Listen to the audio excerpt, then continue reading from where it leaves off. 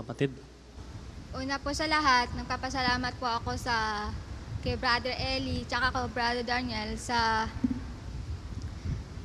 dahil po kami po sa mga eskwela ng Labrador Christian College ay nagpapasalamat sa inyo. Ang aking katanungan po, bakit hindi po kayo tumatanggap na abuloy sa ibang relihiyon? Kapatid, hindi kami tumatanggap ng abuloy sa hindi pa kapatid, sa hindi pa nakakaalam ng aral, ng doktrina, kasi maselan yon, sagrado yon. Gagamitin kasi yon sa pagpapalaganap ng salita ng Diyos, hindi pwedeng kahit kanino pukunin mo yon.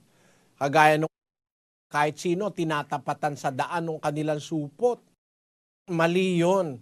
Kasi yung hindi pa sumasampalataya, hindi pa kapatid, hindi pa nababautismuhan, hindi pa nadodoktrinahan, malay mo kung yung pera na yon galing sa loto, kaya galing sa wedding, o kaya galing sa sugal, o kaya yung pera niya baka galing sa ninakaw nung kung sino, o kaya galing sa pagtitinda ng drugs.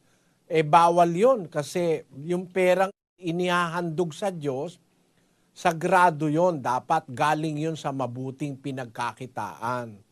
Kaya yung mga unang Kristiyano, hindi sila tumatanggap ng pera sa hindi sumasampalataya pa. Ikatlong Juan 1:7. Sapagkat dahil sa pangalan ay nangagsiyaon sila na walang kinuhang anuman sa mga hintil. Mga hintil, yung hindi pa sumasampalataya, no? Hindi pa nadodoktrinahan, wala pang alam na aral. Ang sabi, hindi sila kumuha ng anuman, wala silang kinuhang anuman sa mga hintil. Nagsiyaon sila, nangangaral sila dahil sa pangalan ng Panginoon. Pero hindi sila kumukuha ng anuman sa mga hintil. Kaya hindi rin kami tumatanggap pagka hindi pa kapatid. Ang kapatid, tinatanggap pa namin kasi pinaliwanag na namin sa kanila sa doktrina, ano ba ang dapat nilang iabuloy, saan ba galing.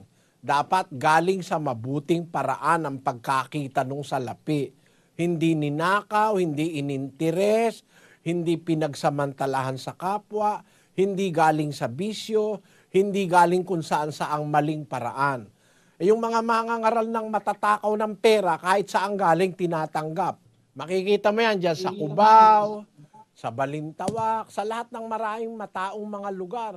Nakalagay, love offering, love offering.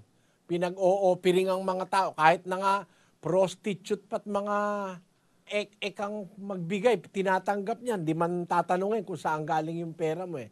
Kasi pera lang naman talaga ang gusto nila. Ganyan yan. Yun ang sagot ko sa iyo, kapatid. Salamat po.